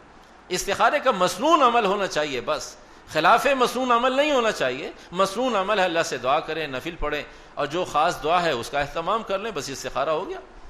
استخارہ دعا اور نفل پڑھتے ہی فوراً کام شروع کر دیں، استخارہ ہو گیا۔ کس انتظار میں کہ ہم نبی ہیں، کوئی وحی آئے گی ہم پر کہ جی میں نے 4 دن ہو گئے استخارہ کرتے ہوئے، اب پتہ نہیں کچھ ہو نہیں رہا، کیا ہوگا؟ کچھ بھی نہیں ہوگا۔ اے اللہ میں خیر چاہتا ہوں، ادھر آپ نے سلام پھیرا، دعا کی، اور دعا کے بعد جس کام کو کرنا چاہتے ہیں کر لیجئے۔ الدین یسرن، دین بہت آسان ہے، میں نے اور آپ نے مل جل کر سب نے کوشش کر کر اسے مصیبت بنایا، ہم نے اسے مشکل بنایا۔ دین تو بہت آسان، 2 رکعت نماز نفل پڑھیں، نفل پڑھنے کا بھی موقع نہیں ہے، جہاں کھڑے ہیں جہاں بیٹھے ہیں وہیں دعا کریں، ہاتھ اٹھانے کا موقع نہیں ہے، گاڑی چلاتے ہوئے دل ہی دل میں دعا کریں، اللہ ابھی فون آ جائے گا، میرے ساتھ عافیت کا معاملہ فرمائے، اللہ مجھے ابھی چلتے چلتے جواب دینا ہوگا، کرنا ہے نہیں کرنا، کیا کرنا ہے، اللہ میری رہنمائی فرمائے۔ اے میرے پیارے رب، میں ہر موقع پر تیرا محتاج ہوں، تیرے علم کا محتاج ہوں، تیری قدرت کا محتاج ہوں، میرے دل میں ایسی کوئی بات ڈال دے جو مجھے سمجھ میں آئے یا نہ آئے لیکن ہو وہ حق۔ ہو گئی استخارہ۔ استخارہ تو بہت آسان کام ہے، استخارہ چلتے پھرتے ہو سکتا ہے۔ نفل کا موقع ہے نفل پڑھ لیجئے، نفل کا موقع نہیں ہے دعا کا موقع تو ہے، دعا کے لیے اگر بیٹھ کر موقع نہیں ہے، ہاتھ اٹھانے کا موقع نہیں ہے، اللہ نے زبان تو دی ہے، عقل تو دی ہے، دل تو اللہ کی طرف، دل تو اللہ سے رجوع کیے ہوئے ہے، دل تو اللہ کی طرف رجوع ہے، اللہ سے چلتے چلتے بیٹھے بیٹھے، کہیں دوراہے پر کھڑے ہیں، کہیں دوراہے پر نہیں معلوم اے اللہ کیا کروں، اس دوراہے پر اللہ سے دعا کریں، دلی دل میں دعا کریں، اللہ پاک جو بات القاء فرما دے۔ اگر آدمی گناہوں سے دور ہے، اللہ قدم قدم پر استخارے کی برکات اسی طرح عطا فرمائے۔ میرے بھائیوں، ہمارے گناہوں نے ہمیں دین سے بہت دور کر دیا، ہماری معصیت نے ہمیں شبہ میں مبتلا کر دیا، ہمیں تذبذب کا شکار بنا دیا کہ میرا اللہ بتا دے گا بھی، کیوں نہیں بتائے گا؟ آج تک اللہ نہیں بتا رہا، آج تک ہم کتنے نقصان سے دوچار ہوئے، بہت، ہر آدمی کے پاس بہت تھوڑے سے نقصانات ہیں، ہمیشہ فائدے زیادہ ہیں، ہر آدمی کے پاس بیماریاں بہت تھوڑی ہیں، صحت زیادہ ہے، ہر آدمی کے پاس مال زیادہ ہے، تنگیاں کم ہیں، ہر آدمی کے پاس فرما برداریاں زیادہ ہیں، نافرمانیاں کم ہیں۔ یہ اللہ کا فضل ہی تو ہے کہ پھر بھی جی رہے ہیں۔ اتنے بڑے نظام میں اللہ سب کچھ دے رہا ہے، وَإِن تَعُدُّوا نِعْمَةَ اللَّهِ لَا تُحْصُوهَا، نہیں گن سکتے، نہیں شمار کر سکتے، نہیں جان سکتے، نہیں پتہ چلے گا، مرنے تک آدمی گننے میں لگا دے، 70 سال کی زندگی خالی نعمتیں گننے میں لگا دے، کچھ نہ کرے، کچھ نہ کرے سوائے نعمتیں گننے میں لگا دے، اللہ فرماتے ہیں وہ 70 سال میں بھی آدھی بھی نہیں گن سکتا۔ وَإِن تَعُدُّوا نِعْمَةَ اللَّهِ لَا تُحْصُوهَا۔ تو استخارہ بہت آسان سی چیز، استخارے کی دعا پڑھیں، مسنون عمل کو اختیار کریں اور کام شروع کر دیں، خیر ہوگی اللہ چلا دے گا، خیر نہیں ہوگی اللہ روک دے گا۔ کتنے کام ایسے ہیں میں نے بہت کوشش کی نہیں ہوا، کہا اللہ نے نہیں چاہا، کہا میں نے کوشش نہیں کی، گھر آ کر کہا جی ایسا، میں کہا جی ٹھیک ہے۔ یہ انہیں استخاروں کی برکت ہے، یہ انہیں دعاؤں کی برکت ہے کہ نہ چاہتے ہوئے ہو رہا ہوتا ہے، اور چاہتے ہوئے جان مارتے ہوئے کوشش کرتے ہوئے نہیں ہو رہا ہوتا۔ تو چاہے استخارے کی مختصر دعائیں ہوں یا تفصیلی دعائیں، تو میرے محترم بہت ساری چیزیں، بہت سارے جوابات تو خود استخارے کی دعا میں موجود ہیں کہ بھائی استخارہ کسی سے کروانا چاہیے نہیں کروانا چاہیے، کس وقت کرنا چاہیے۔ اگر اس استخارے کی دعا کا اردو ترجمہ پڑھیں تو انشاءاللہ الرحمن بہت سارے مسائل جوابات خود اس میں موجود ہیں۔ استخارے کی دعا، اے اللہ میں آپ کے علم کی برکت چاہتا ہوں، عربی گرامر لغت کے حوالے سے یہ سارے جملے واحد متکلم کے ہیں. اے اللہ میں چاہتا ہوں آپ کے علم کی برکت، تو مجھے بتائیے میں کیا کروں. تو بھائی استخارہ میرے لیے ہے، کسی اور کے لیے نہیں ہے. ہر آدمی خود کرے اپنا استخارہ. جس کے پیٹ میں درد ہو اسے پتا ہوا کیا کرنا ہے. پیٹ میں آپ کے درد ہے، استخارہ میں کرتا پھروں، مجھے کیا پتا آپ کی کیا کیفیت ہے. آپ کو کہیں شادی کرنی ہے، آپ کو کوئی خریداری کرنی ہے، جو غم آپ پر سوار ہوگا مجھے کیا پتا کہ آپ کتنے پریشان ہیں. آپ اپنی پریشانی اپنے اللہ کے سامنے رکھیں، میں اپنی پریشانی اپنے اللہ کے سامنے، اس لیے کہ میرا اور آپ کا اللہ تو ایک ہی ہے. اللہ نے آپ کو مجھے سب کو اختیار دیا ہے کہ بھئی اپنی پریشانی خود بتاؤ. ادعونی استجب لکم، میں تمہارے انتہائی قریب ہوں، مجھے براہ راست خود بتاؤ، بیچ میں کسی کو نہیں لاؤ. مجھے بتاؤ کیا کرنا ہے، میں تمہیں بتاؤں گا کیا کرنا ہے. جب تم بیچ میں لاؤ گے تو میں بھی تمہیں براہ راست تمہاری رہنمائی نہیں کروں گا. تو استخارہ تو اس لیے ہے تاکہ آدمی مانوس، معروف اور یوز ٹو ہو جائے، براہ راست اللہ سے اپنے تعلق کو مستحکم اور استوار کر لے. اے اللہ میں آپ کے علم کی برکت چاہتا ہوں، میں چاہتا ہوں تو میں خود استخارہ کروں. اے اللہ میں آپ کی قدرت کی برکت چاہتا ہوں، آپ کی قدرت سے اپنے کاموں کو بنتا ہوا دیکھنا چاہتا ہوں. میں چاہتا ہوں اے میرے بندے مجھ سے مانگو میں دے رہا ہوں. اے اللہ میری دنیا، میری آخرت، میرے تمام معاشی مسائل، اے اللہ اگر خیر ہو تو ایک کام کر دے. اب اگر کوئی اور آدمی کہے گا اے اللہ فلاں صاحب کے معاشی مسائل، فلاں صاحب کی پریشانیاں، فلاں صاحب کا پیٹ کا درد، تو استخارے کی تو ساری دعائیں واحد متکلم کی ہیں. یہ ہماری کم نصیبی ہے کہ ہمیں عربی سے مناسبت نہیں، اور یا اگر مناسبت ہو تو کبھی ہم نے ترجمہ پڑھنے کی کوشش نہیں کی کہ استخارے میں مجھے مخاطب کیا گیا ہے یا کسی اور سے کہا گیا ہے. اے اللہ مجھے خیر چاہیے، آپ خیر عطا فرمائیں. اللہ مجھے اپنا معاش ٹھیک چاہیے، آپ میرے معاش میں میری مدد فرمائیں. اللہ اگر میری دنیا آخرت کی بھلائی ہے تو کام ہو جانے دیجئے، کر دیجئے. اللہ اگر خیر نہیں ہے اے میرے بندے پھر مجھے اس سے اور اس کام کو مجھ سے علیحدہ کر دے اور مجھے راضی کر دے کہ مجھے اطمینان ہو جائے کہ ٹھیک ہو گیا. اے اللہ اتنا بڑا سودا تھا، ساری قوم کہہ رہی تھی ایک سودے میں وارے نیارے ہو جائیں گے، اللہ نہیں بنا، اللہ مجھے راضی کر دے کہ عافیت ہے، نہیں بنا. اللہ اتنا گھرانہ اچھا، 40 سال سے ہمارے مراسم اور اتنا اچھا رشتہ ہاتھ سے نکل گیا، اللہ مجھے اس پہ راضی کر دے کہ نہیں ہوا اچھا ہوا. تو استخارے کی تو میرے محترم ساری دعائیں واحد متکلم کی ہیں، ساری دعائیں واحد متکلم کی. اب رہا مسئلہ یہ کہ بھئی کسی سے کروانا گناہ ہے، کیوں کروایا جاتا ہے؟ بس یہ بات عرض کر کے بات سمیٹتے ہیں. کیوں کروایا جاتا ہے؟ اللہم صلی علی محمد. استخارہ کرنے والے، استخارہ سمجھانے والے، بتانے والے مجھے اور آپ کو دین پر لانا اور ڈالنا چاہتے ہیں. استخارہ کرنا خود چاہیے، استخارہ ذاتی عمل ہے، خود کرنا چاہیے. لیکن اگر کوئی کسی سے استخارہ اس لیے کروا لیتا ہے کہ ایک دفعہ آپ کر دیجئے اور مجھے طریقہ بتا دیجئے، اگر اس معاہدے کے ساتھ کہ بھئی ایک دفعہ استخارہ آپ کا کر دیتے ہیں، تاہم کسی کا استخارہ تعلیم اور تربیت کے لیے کرنا گناہ اور منع نہیں ہے کہ بھئی آپ اگلی دفعہ کہا جی خود کروں گا، کہا سوچ لیجئے، کہا سوچ لیجئے، کہا جی ایک دفعہ استخارہ کر دیتے. جو اللہ پاک جو اس کا طریقہ کار ہو مسنون استخارے کا، اس کا اہتمام کیا جا سکتا ہے. تاہم استخارہ ہر آدمی خود اپنے عمل کو اختیار کرے، اپنے تعلق کو اللہ سے مستحکم مضبوط کرے. لیکن وہاں پہنچنے کے لیے ایک دفعہ، 2 دفعہ، 3 دفعہ آدمی کو صحیح رخ پر ڈالنے کے لیے اس لیے ائمہ حضرات، علماء حضرات، مفتیان، بزرگان دین اس کا اہتمام کرتے ہیں کہ آدمی استخارے پر آ رہا ہے، ایک دفعہ کر دیا جائے، پھر ساری عمر اپنے کام استخارے سے کرتا رہے، ساری عمر پھر اپنے کام استخارے سے کرتا رہے. تو استخارہ، ایک سیکنڈ میں بات، استخارہ کیا جائے اس بنیاد پر کہ آدمی تعلیم اور تربیت کے لیے کچھ آیات اور اس کی تفصیل. 14واں سپارہ سورہ نحل، 14واں سپارہ سورہ نحل، من کفرا، قرآن حکیم کی آیت میدان جہاد سے متعلق. من کفر باللہ من بعد ایمانہ الا من اکرہ، اگر کوئی آدمی میدان جہاد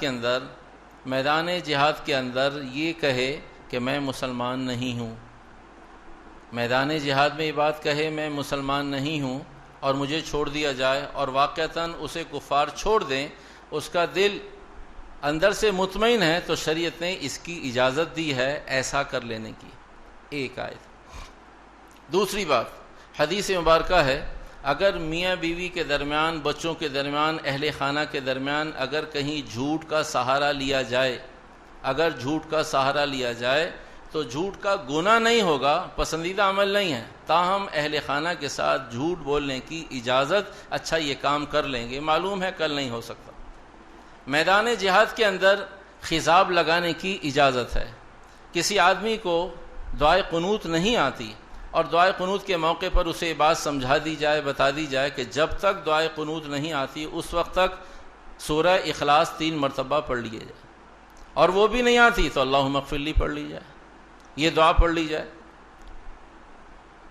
دو مسلمانوں کے درمیان صلح کروانی ہے اور دونوں کے درمیان کوئی ایسا رخ قائم کیا جائے جو جھوٹ کا سہارا لیا جائے کہ جی وہ آپ کے بارے میں اچھی رائے رکھتے ہیں حالانکہ وہ آپ کے بارے میں اچھی رائے نہیں رکھتے، اور دوسرے سے جا کر بھی کہے کہ وہ آپ کے بارے میں اچھی رائے رکھتے ہیں حالانکہ وہ اچھی رائے نہیں، تو یہ حقیقت کے خلاف ہے، جھوٹ ہے، لیکن صلح کے لیے اس کی اجازت ہے۔ میدان جہاد میں خضاب کی اجازت ہے، میدان جہاد میں جھوٹ بولنے کی اجازت ہے۔ اہل خانہ سے کسی مصالحت کی بنیاد پر کسی معاملے کو قریب کرنے کے لیے، فساد سے بچنے کے لیے بچوں سے اچھا یہ کام یوں کر لیں گے، حالانکہ یوں نہیں کرنا۔ اب آئیے مضمون کی طرف۔ اللہ کی شان، میدان جہاد تو باقی نہ رہا لیکن وہ جھوٹ باقی رہا، میدان جہاد تو باقی نہ رہا لیکن وہ خضاب باقی رہا، بچوں کی اصلاح و تربیت تو باقی نہ رہی لیکن گھر میں جھوٹ باقی رہا، دو مسلمانوں کے درمیان صلح کا جذبہ تو ختم ہو گیا لیکن جھوٹ کا جذبہ باقی رہا۔ بالکل اسی طرح تعلیم و تربیت کے حوالے سے استخارہ دوسروں سے کروانا تو باقی رہا، تعلیم و تربیت ختم ہو گئی۔ تو بنیاد تعلیم و تربیت ہے، ہم اس کے مکلف نہیں ہیں کہ کوئی کیا کر رہا ہے، ہم صحیح کے مکلف ہیں، ہم صحیح کرنے اور صحیح بتانے کے مکلف ہیں۔ اگر ایک آدمی 10 مرتبہ استخارے پر بھی آپ کو اور مجھے استخارے پر نہیں ڈالتا، یہ ان کا ذاتی عمل ہے، ذاتی عمل کی وجہ سے کوئی حکم نہیں بدلے گا۔ حکم یہ ہے کہ استخارہ اس لیے کیا جا سکتا ہے کہ یہ آدمی تربیت پر آ جائے۔ آپ علیہ السلام نے پہلے دن لوگوں کو عملی طور سے وضو کر کے دکھایا، رأیت رسول اللہ صلی اللہ علیہ وسلم یصلی و یتوضا، ایسے میں نے دیکھا آپ علیہ السلام وضو کر رہے تھے، کہا بھی مجھے وضو کرتے ہوئے دیکھ لو۔ تو تعلیم اور تربیت کا اصول یہی ہے۔ اب اگر ہم اس اصول کو چھوڑ دیں تو وہ اصول نہیں بدل جائے گا۔ اگر میرا اور آپ کا کوئی ذاتی عمل ٹھیک نہیں ہے، اس کی وجہ سے ہم یہ نہیں کہیں گے کہ اب یوں ہو رہا ہے، ہوا کرے۔ ہر آدمی اپنی جنت کا مکلف ہے، صحیح اور غلط کا مکلف ہے۔ بنیاد یہ ہے استخارے کی، اگر کوئی صرف سوال اور جواب، جو بات میری آپ کی تسلی و تشفی کے لیے ہے کہ آیا اگر کوئی آدمی تعلیم تربیت کے لیے کسی کا استخارہ کر دے تو کیا حرام اور ناجائز ہے؟ حرام اور ناجائز نہیں ہے، لیکن لانا چاہیے تربیت پر، لانا چاہیے اس آدمی کو صحیح رخ پر لانے کے لیے۔ عین ممکن ہے، میں صرف ایک بات جو میری معلومات کے مطابق کہ بھائی ایک آدمی 40 سال، ایک بات عرض کرتا ہوں پھر شاید اللہ کرے بات سمجھ میں آ جائے۔ ایک صاحب ہمارے پاس آئے اور کہا کہ جی مجھے طلاق دینے کا شرعی صحیح اصول اور ضابطہ بتا دیجئے۔ تو میں نے کہا آپ کی شادی کا؟ تو شادی ہو گئی۔ تو کہا طلاق کیوں دینا چاہتے ہیں؟ کہا جی بہت سارے مسائل ہیں، ان مسائل میں نہ پڑیں۔ میں کبھی ہم آپ کو ضرور بتائیں گے، شرعی مسئلہ ہے، لیکن عین ممکن ہے کہ آپ کی سلسلے میں کچھ مدد کر سکیں۔ آپ ہمیں بتائیے کیا مسئلہ ہے۔ اگر واقعتاً طلاق کی ضرورت ہوگی تو شریعت نے منع تو کیا ہے لیکن دینے کی بھی اجازت دی ہے، دے دیجیے گا، مفتیان سے پوچھ کر طریقہ بھی آپ کو بتا دیں گے۔ کیا وجہ کیا ہے؟ کہا جی وجہ یہ ہے کہ میری بیوی شرعی پردہ نہیں کرتی، میں اسے بہت پابند کرتا ہوں کہ شرعی پردہ کرے، وہ شرعی پردہ نہیں کرتی، اور ہم کمبائن فیملی میں رہتے ہیں۔ تو ہم نے ان سے عرض کیا کہ بھائی کتنا عرصہ ہوا شادی کو؟ اور بتایا شاید 3 سال شادی کو ہوئے ہیں۔ وہ کتنا عرصہ ہوا آپ کو نمازی ہوئے؟ کہا جی میں تو ابھی 27 سال جب شادی ہوئی میری تو میں نے نماز پڑھنی شروع کی ہے. تو ہم نے ان سے عرض کیا اللہ کے بندے آپ 27 سال میں مسلمان ہوئے, کم از کم 27 مہینے تو دیں اگلی کو پردہ کرنے کے لیے. آپ مسلمان 27 سال میں آپ کو آج تک احساس نہیں ہوا کہ نماز پڑھنی چاہیے. آپ 27 سال کے بعد, وہ بھی اگر آپ کی شادی 27 سال میں نہیں 70 میں ہوتی تو آپ 70 میں نمازی بنتے. وہ تو شادی نے آنکھوں کی نیچے اور آنکھوں کی حیا پیدا کر دی کہ بھئی اب مجھے نماز پڑھنی چاہیے. یا خصوصاً جب آدمی کی بچیاں ہو جایا کرتی ہیں, پھر آدمی بہت سارے, ہم سب کے انداز مختلف ہیں, سارے معاشرے کے انداز مختلف ہیں, تو ایسے موقع پر ہم نے 27 سال میں آپ نے اب شادی کی ہے, وہ بھی شادی بنیاد بنی, نماز اللہ کا حکم بنیاد نہ بنا, تو آپ 27 مہینے تو کم از کم محنت کیجئے, پھر بات کیجئے کہ بھئی اب طلاق دینی ہے, پھر دیکھیں گے طلاق کی ضرورت ہے یا نہیں. اتنے تھوڑے سے عرصے میں آپ نے فیصلہ کر لیا. تو میرے محترم عرض اور درخواست یہ ہے کہ جو لوگ استخارہ کر رہے ہیں ان کے پاس بھی اتنے دلائل ہیں. وہ یہ کہتے ہیں کہ آدمی 40 سال میں پہلی دفعہ آیا ہے اور 6ٹھی دفعہ استخارے کے لیے آیا ہے, اگر میں اسے منع کر دوں تو یہ کہتا ہے مولوی صاحب نماز جب پڑھوں گا جب آپ استخارہ کریں گے. ایک ہے میرا آپ کا کسی بات کے بارے میں یہاں بیٹھ کر فیصلہ کر لینا, اور ایک ہے ایک آدمی پتہ نہیں کن بنیادوں پر میرا اور آپ کا جن ائمہ سے, جن مفتیان سے, جن سے بھی تعلق ہے, ہمیں سب کو معلوم ہے کہ ہمیں ان سے دین کا کتنا فائدہ ہو رہا ہے, ہم ان کی کتنی بات مانتے ہیں اور وہ ہم سے اپنی کتنی بات منوا سکتے ہیں. تو ایک امت میں چھوٹا سا ایک رابطہ ضرور ہے, ہر موقع پر آدمی سمجھا رہا ہو, ہر موقع پر کہ بھئی میں نے 6ٹھا استخارہ تمہارا کر دیا ہے اب نہیں کروں گا. کہا جی آپ کی مہربانی, پیر پڑتا, کہا اس دفعہ کر دیں پھر نہیں. میں انشاءاللہ آپ کے کہنے پہ نماز تو شروع کر دی. کہا دیکھیے آپ نے مجھے کہا تھا داڑھی رکھو, میں نے داڑھی رکھ لی, آپ میرا استخارہ بھی نہیں کریں گے. تو میرے محترم بے شمار مسائل. آپ علیہ الصلوۃ والسلام سے پوچھا گیا, اللہ کے نبی علیہ الصلوۃ والسلام میرا خادم دن میں بہت ساری غلطیاں کرتا ہے, کیا ہر دفعہ معاف کر دوں؟ کہا ہر دفعہ معاف کر دوں. کہا ایک دفعہ بھی, کہا 2 دفعہ 10 دفعہ. اللہ کے نبی علیہ السلام کتنی دفعہ معاف کروں؟ تو ان صحابی نے پوچھا اس لیے کہ اللہ کے نبی علیہ السلام 70 دفعہ پہ تو ضرور منع کر دیں گے, ہاں خوب پٹائی کرو طبیعت سے اس کی. فرمایا اگر وہ 70 مرتبہ, کہا میں محمد کہتا ہوں 70 دفعہ معاف کر دو.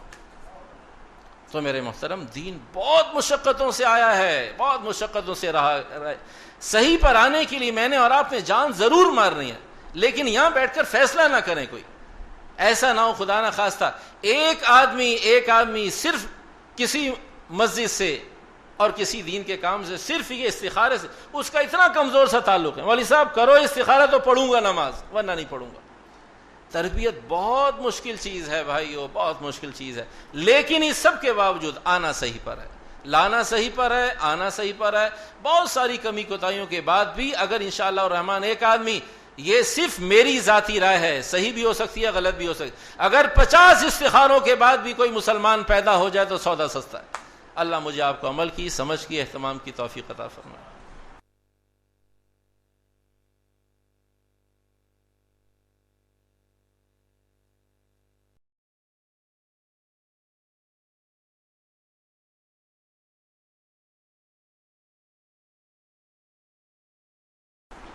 اس طریقے سے بہت سارے سوالات یہ ہے کہ یہاں کا ایک نظم ہے نا کہ ہم ہمیشہ جو ہے اس طریقے سے کرواتے ہیں, آپ کو سوال سے نہیں روکا جا رہا.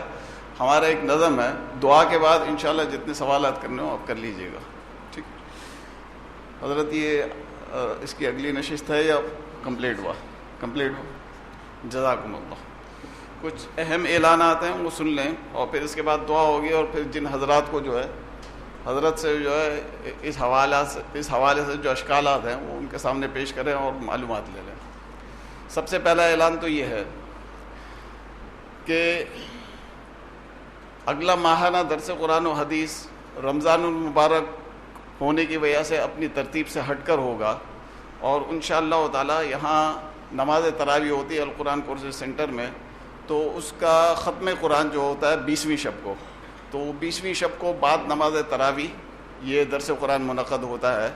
تو آپ حضرات سے گزارش ہے کہ اس ختم میں شریک ہوں 20ویں شب کو, اور اس کے بعد جو درس قرآن و حدیث ہوگا اس میں شریک ہو جائیں. یہ ہر رمضان کی, ہر سال کی ہماری ترتیب ہے کہ بھئی رمضان المبارک میں جو ہے وہ ہم جو مہینے کے دوسرے اتوار کو صبح 11:30 بجے کا سلسلہ ہے اس کو صرف رمضان میں موقوف کرتے ہیں ہم, اور اس کی جگہ پر ہم 20ویں شب کو ختم قرآن کے موقع پر یا درس و قرآن و حدیث کرتے ہیں. تو اس میں آپ حضرات سے گزارش ہے کہ اس میں ضرور شریک ہوں. اور اس کے بعد جو رمضان المبارک کے بعد جو ہمارا درس قرآن آئے گا وہ 10 اگست کو آئے گا یہیں القرآن کورسز سینٹر میں, تو اس میں شریک ہوں آپ. انتہائی اہم اعلان ہے.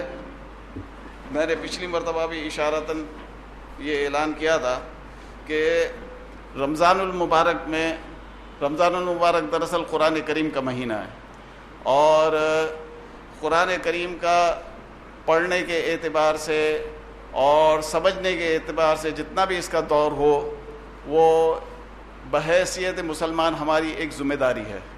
تو اس حوالے سے تقریباً القرآن کورسز نیٹ ورک کے زیر اہتمام شہر کے تقریباً 20 مراکز میں خواتین کے لیے خلاصہ تفسیر قرآن کی نشستیں منعقد ہوں گی. روزانہ ایک پارے کا ترجمہ و تفسیر جو ہے اس کا خلاصہ بیان کیا جائے گا, اور 29 روزوں میں انشاءاللہ تعالی پورا قرآن کریم ختم کیا جائے گا. روزانہ تقریباً تمام ہی مراکز میں صبح 10 سے 12 بجے تک یہ کلاسز منعقد ہوا کریں گی. اور یہاں القرآن کورسز سینٹر, یہاں اس سینٹر میں بھی انشاءاللہ تعالی وقت جو ہے صبح 10 سے 12 بجے کا ہوگا. روزانہ قرآن کریم کا ایک پارہ بیان کیا جائے گا. تو تمام خواتین سے گزارش ہے کہ اس میں زیادہ سے زیادہ شریک ہوں. آپ حضرات جتنے بھی بیٹھے ہوئے ہیں اپنی خواتین کو جو بھرپور انداز میں بھیجیں. جو دور سے آتے ہیں وہ ہمارے یہاں سے مراکز معلوم کر لیں کہ آپ کے علاقے میں ہمارا کوئی مرکز ہے یا نہیں ہے, تو وہاں اپنی خواتین کو شریک کروائیں. یہ انتہائی اہم اعلان ہے. اور دوسرا اعلان یہ ہے کہ ہر سال یہاں القرآن کورسز سینٹر میں یہاں درس قرآن و حدیث کا انعقاد کیا, ہر سال جو ہے نماز تراویح کا انعقاد کیا جاتا ہے 20 روزہ تراویح کا. تو اس کی جماعت کا ٹائم جو ہے انشاءاللہ تعالی 9:15 بجے کا یہیں فرض نماز بھی منعقد کی جاتی ہے. ہر روز نماز تراویح کے فوراً بعد خواتین کے لیے ایک سلسلہ منعقد ہوتا ہے یہاں دین کے اہم مسئلے سیکھیے. وہ تقریباً 20 منٹ کی تعلیمی و تربیتی نشست ہوتی ہے روزانہ کی بنیاد پر. اس میں وہ مسائل جو تمام ہر مسلمان کو سیکھنا فرض ہیں وہ سکھائے جاتے ہیں. تمام خواتین سے گزارش رہے گی کہ اس میں شریک ہوں. خلاصہ تفسیر قرآن کے حوالے سے جو رمضان المبارک میں شروع ہوگا اس کی تعارفی تقریب انشاءاللہ تعالی یہیں القرآن کورسز سینٹر میں جمعرات 19 جون کو سحپیر 3:30 بجے منعقد ہوگی خواتین کے لیے. تو تمام خواتین سے گزارش ہے کہ اس تعارفی تقریب میں شریک ہوں. اس تعارفی تقریب میں جو ہے قرآن فہمی کی ضرورت و اہمیت کے موضوع پر جو ہے بات کی جائے گی.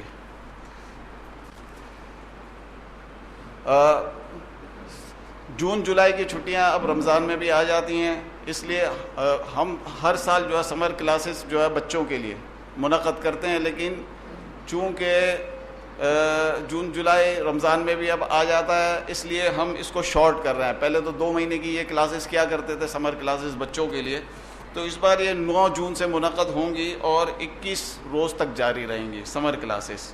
تو اس میں بھی اگر آپ کے بچے ہیں جو اسکولس میں اور کالجز میں پڑھتے ہیں تو ان کو یہاں بھیجیں تاکہ وہ زیادہ سے زیادہ اس حوالے سے بھی مستفید ہوں. بالکل ابتدائی نوعیت کی چیزیں, ابتدائی نوعیت کے مسائل, دعائیں وغیرہ, نماز صحیح طریقے سے کس طریقے سے پڑھی جائے, روزے کے ضروری مسائل, نماز کے ضروری مسائل, یہ سب سکھا دیے جاتے ہیں.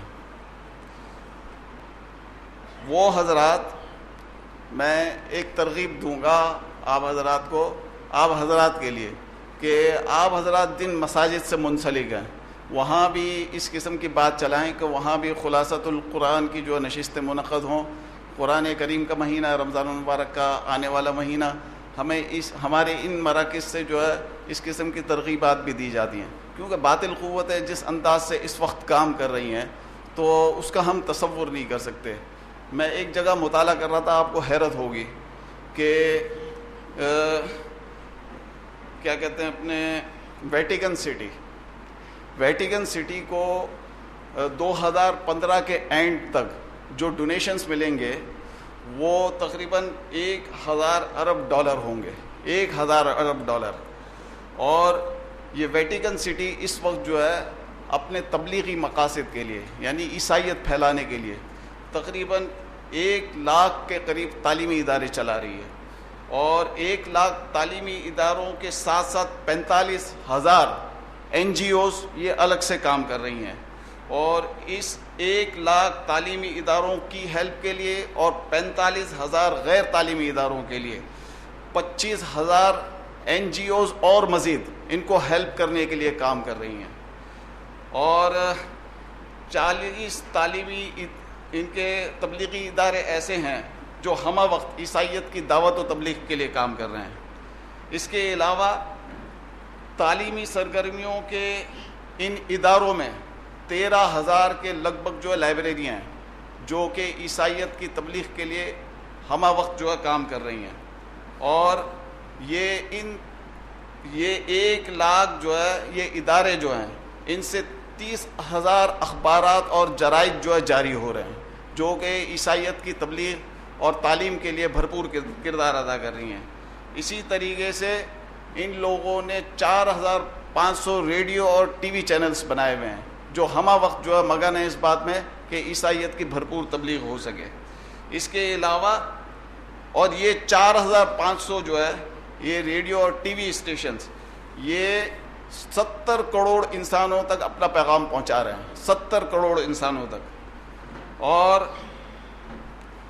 35 لاکھ پادری پوری دنیا کے اندر عیسائیت کی تبلیغ کے لیے اور تعلیم کے لیے بھرپور انداز میں کام کر رہے ہیں.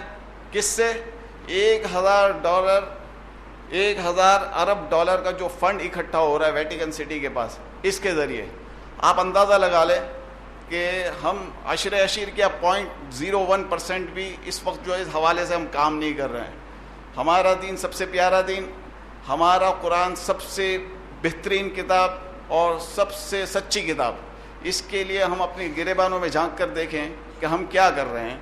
اور ضرورت اس بات کی ہے کہ اب رمضان المبارک بالکل قریب آ گیا ہے تو اس حوالے سے ہم اپنا بھرپور کردار ادا کریں. ایک کتاب میری نظر سے گزری، یہ محمد موسیٰ بھٹو ہیں جو حضرت ڈاکٹر عبدالحی صاحب کے خلیفہ اور حضرت ڈاکٹر غلام مصطفیٰ صاحب کے خلیفہ. انہوں نے جو ہے حضرت تھانوی رحمۃ اللہ علیہ، حضرت مولانا اشرف علی تھانوی رحمۃ اللہ علیہ، ان کی 10 جلدوں پر مشتمل کتاب الافاضات الیومیہ کی تلخیص کی ہے آسان لینگویج میں. اس دور میں جب حضرت تھانوی رحمۃ اللہ علیہ حیات تھے تو اس دور کی جو اردو تھی وہ تقریباً اب متروک ہو چکی ہے. اور ہمارے یہاں کا جو نوجوان طبقہ جب اس اردو کو پڑھتا ہے تو ان کو سمجھ میں نہیں آتی. محمد موسیٰ بھٹو صاحب نے اتنا بڑا کام کیا ہے، اتنا زبردست کام کیا ہے کہ اس کو بالکل ایزی اردو لینگویج جو آج کل جو رائج ہے اس میں انہوں نے منتقل کیا ہے. اور 10 جلدوں پر یہ کتاب جو مشتمل ہے اس میں سے تلخیص کی ہے تقریباً 250 یا 400 ملفوظات کی، جو بہترین ملفوظات جو ہمارے پاس، ہم ایسے لوگ جن کے پاس وقت انتہائی کم ہے، تو اس کا انہوں نے اس کتاب کو عنوان دیا مسائل و معاملات میں حکیمانہ رہنمائی. یہ دیکھیں یہ، اور باہر اسٹال پر جو ہے ہمارے نعمان بھائی جو ہے انہوں نے مجھے یہ گفٹ کی تھی، تو میں نے ان سے کہا کہ بھائی یہ کتاب جو ہے یہاں اسٹال پر لا کر رکھیں، یہ بہت اہم کتاب ہے.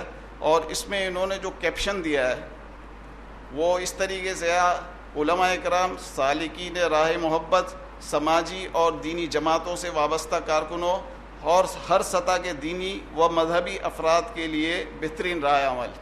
تو بڑا ان کو جو کاسٹ انہوں نے خود نے چھپوائی ہے، کاسٹ آئی ہے 40 روپے، 40 روپے میں ہی دے رہے ہیں. باہر اسٹال پر ہے، خواتین اور حضرات جو ہے لیتے ہوئے جائیں اسے. میں حضرت سے دعا کی گزارش کروں گا. وآخر دعوانا الحمد للہ رب العالمین والعاقبۃ للمتقین والصلاة والسلام علی سید الانبیاء والمرسلین یا اول الاولین یا آخر الآخرین یا راحب المساکین یا ذا القوة المتین یا ارحم الراحمین يا ذا الجلال والإكرام بيدك الخير وهو على كل شيء قدير. ربنا آتنا ما بعثتنا على رسلك ولا تخزنا يوم القيامة إنك لا تخلف الميعاد. ربنا آتنا في الدنيا حسنة وفي الآخرة حسنة وقنا عذاب النار.